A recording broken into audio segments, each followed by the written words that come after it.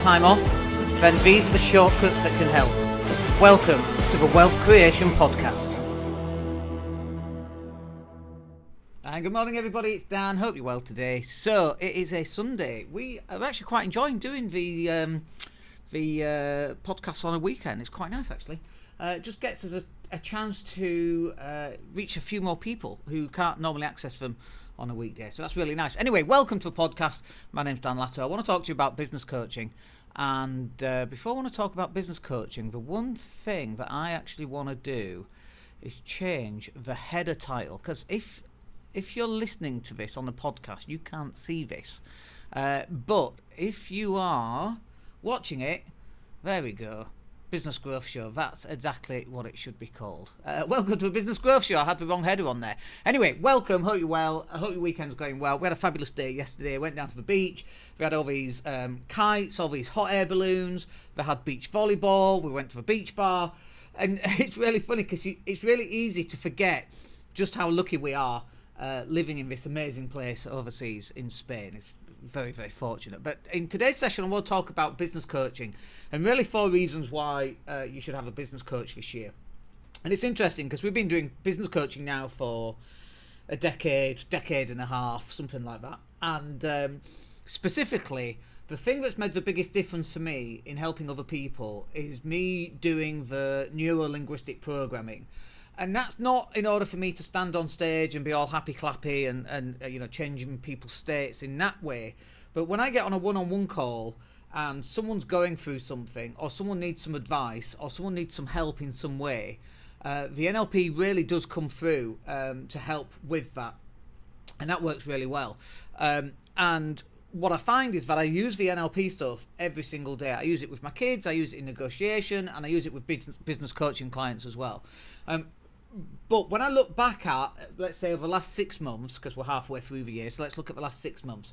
When I look at my coaching clients and when I look at the types of conversations that we actually have, it's not necessarily about do this and then do that and then do the next thing. Because most people kind of know what they should be doing anyway. Yeah, there's a few technical things on the marketing that we don't really understand and we can explain how that works and why you should do it and all the technical bits. But actually, there's a bigger thing going on here. And when I look back at the last 6 months, one of the things I realise is that when I'm speaking to coaching clients, they don't have anybody else to speak to. They can't speak to their partner because their partner's not interested, or they're not listening, or they just don't understand it. They can't speak to their friends down the pub. Not that people go to the pub that often these days because we're all closing down. But they can't speak to their friends because their friends are also not interested and they also don't understand it. And also, some of the stuff that we talk about is quite personal. It's stuff that happened in their past. Stuff that happened when they were 8 or 9 years old and the dad shouted at them. Stuff that comes up in our coaching calls. And we're like, oh my God, where did that come from? I'm like, okay, let's just investigate that and we can clear that off and make some space for new good stuff to enter into the mind. So that you're no longer at the behest of that stuff that's been stopping you right now. And so really it's about sanity. It's about being able to have conversations with somebody else external to you that actually doesn't judge. And when I say I don't judge, I just want to clarify that because actually we do judge. We judge like crazy. And in fact, my job in 2024 is to judge more. But it's not judging about what's happened to you.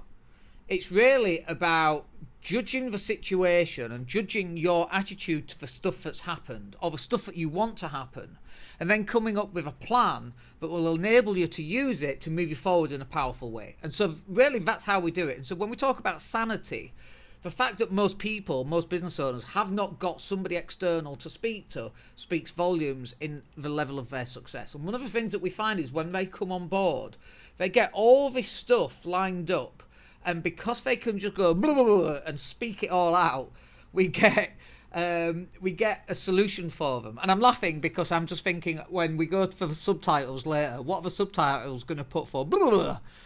Quite interesting. So getting that level of sanity back in a person's life is really important. And so that's one of the first things that they get. And then the second thing, of course, is that it's really lonely at the top.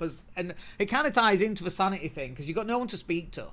You've got no sounding board. Like, just being able to speak to someone and go, Dan, I've got this problem, and blah, blah, blah, blah. And it's like, okay, oh, Dan, I actually know what the answer is, right? I don't even have to do anything. Obviously, I take credit for it.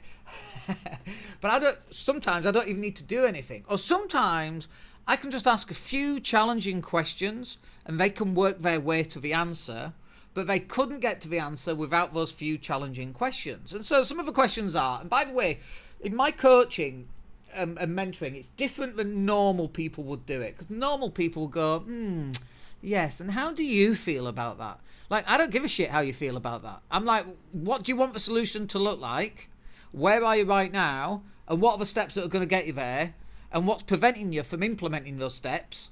And why have you not done it already? And then people go, oh, God, yeah, it's so obvious now. This is where I want to get to. This is where I am now.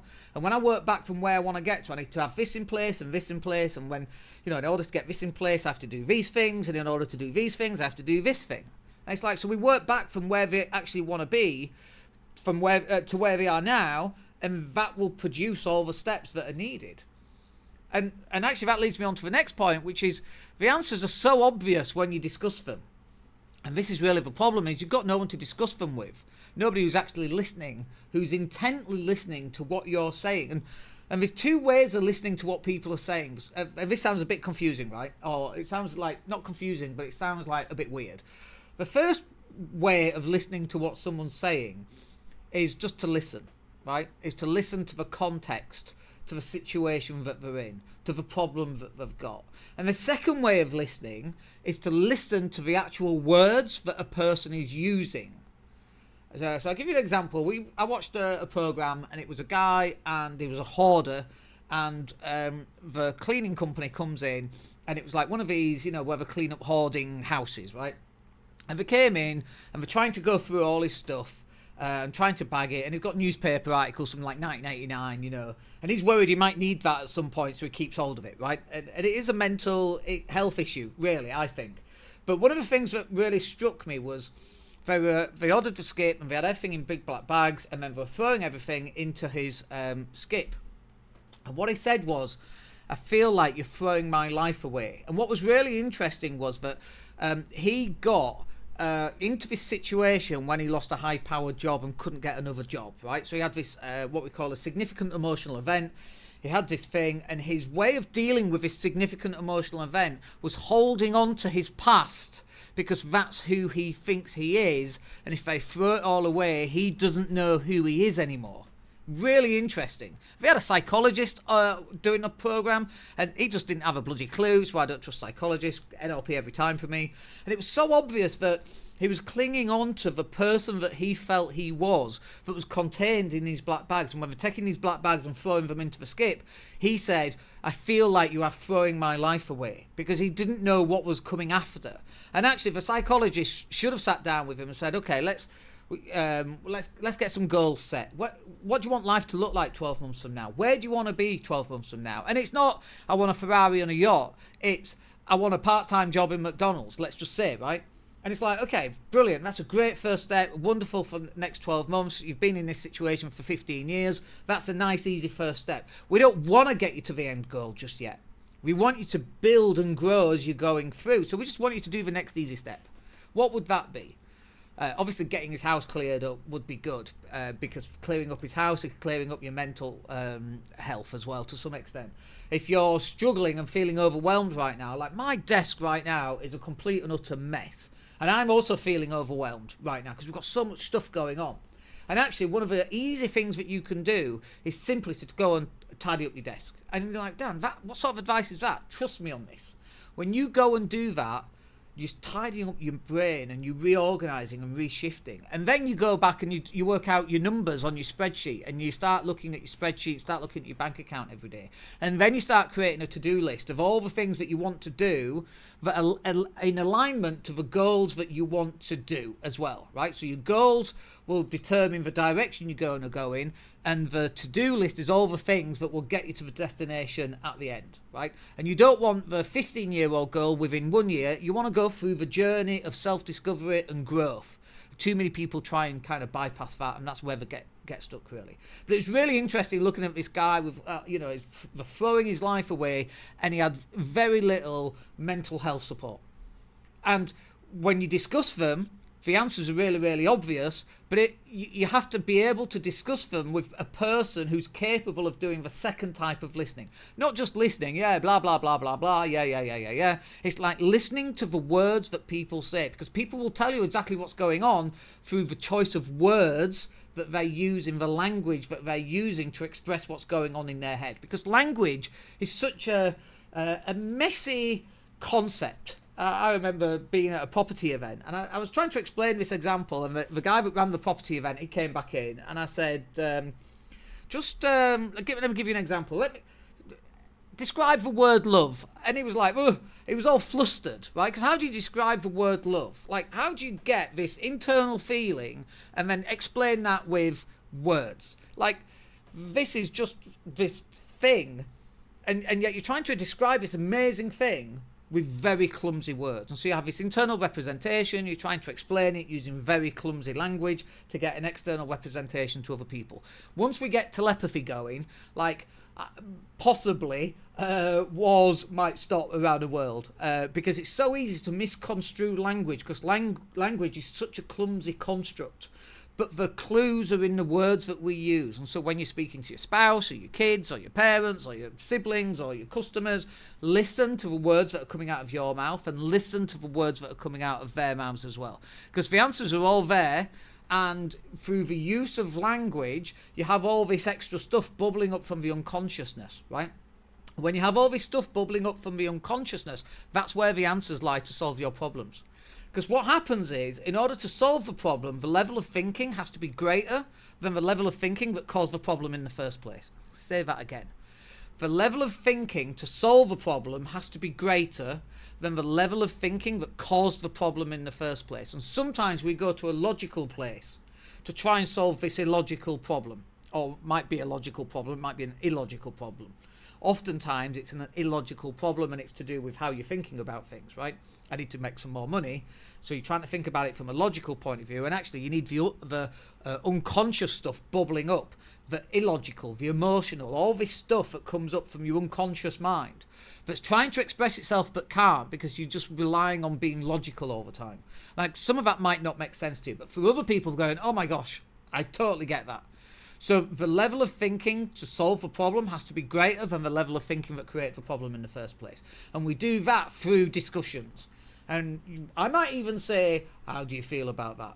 Not because I give a shit about how you feel about it. I don't care about how you feel about that. My business is burning down. I'm going to go, I'm in the shit. I feel dreadful. Right? How do you feel about that? Like, I don't care how you feel about that. I already know how you feel about that. You feel dreadful. But the idea is to get a person talking, because through the talking, all this unconscious stuff, all the answers to solve a problem that was created at a conscious level, all the answers to solve that problem are coming out of your unconscious mind. And so that's why we want to get into discussions with this. And like I say, for some people, this will be like, I have no idea what Dan's on about. And then for other people, we're going, oh my gosh, this is so what I need. And I totally get that. And if you're not there yet, it's totally fine. We're all where we are, and you're exactly where you need to be, right? And then the final reason why you need a business coach is to get some quick wins and accountability. And these are two separate things, but I ran out of little boxes here on the side, so I thought I'll stick them in the same one. So let me deal with quick wins. There's a video of a guy, and he's very, very drunk.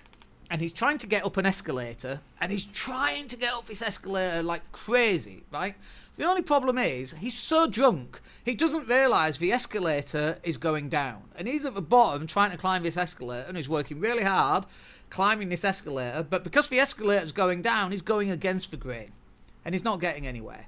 And then somebody else, who was laughing at him, just comes up and says, come here, mate, moves him 2 feet to the left, which is where the escalator that's going up, puts him on it, and he goes straight to the top. That's a quick win.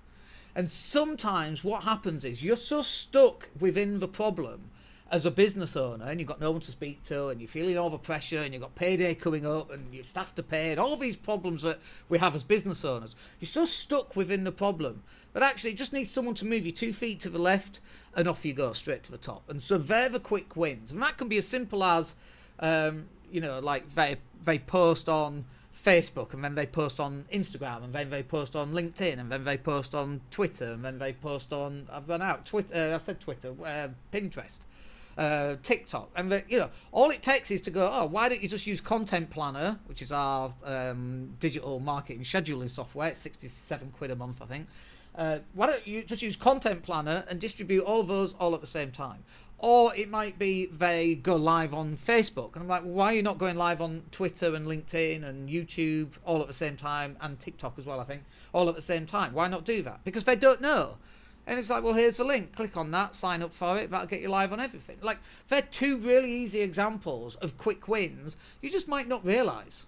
It always reminds me of the meme where it's a guy and he's shooting bows and arrows, and there's a guy next to him with a machine gun, and the first guy goes, I haven't got time to look at that. Can't you see I'm busy? And he's shooting all his arrows. And the guy's sat there with a machine gun. And it's like, that's a quick win. These are the quick wins, but because you're so in it and so dealing with it all the time, you don't have time, or you don't have the emotional capacity or the logistic capacity mentally to be able to look at something else that might actually accelerate your business. That's why we're here. One of the really cool things for us is because we've got so many clients on a digital marketing front in all these different industries, we can look at what you're doing and go, oh, that's similar to this industry or similar to this client. Why not just do what they're doing, implement it, bang, off it goes straight to the top. And so that's why getting a coach will allow you to get some quick wins. And then just finally on this, on the accountability side, one of our clients, who's a relatively recent client in the last 4 or 5 months, I'd say, and we helped give him some time management training and showed him how to implement it, and he implemented it really well. He had some things that he could improve upon, and so we're working on those, and he's continually improving on it, okay? But he's not only getting accountability from me, and not only is he able to ask all these open-ended questions. Oh, Dan, just another question I've got for you. What about this? And he gets the answer. But also, because of the time management stuff, he's also now getting self-accountability. So what happens is, because he's now getting self-accountability because of the time management training that we gave him, and ongoing discussions on how to best make that more efficient, our coaching sessions are getting much more top level and much more abstract. Because he's now self-accountable, he doesn't need to ask me the accountability questions because he's already self-accountable, which means our precious time in coaching is dealt with the much bigger picture type of stuff. Anyway, I hope you find that useful. I quite enjoyed that this morning. I hope you did as well, and we'll catch up with you on the next one. My name's Dan Latter. Have a wicked day today. Take care. Hey, it's Dan here. Thank you for listening. Really appreciate each and every one of you. Please click like or subscribe to the entire podcast.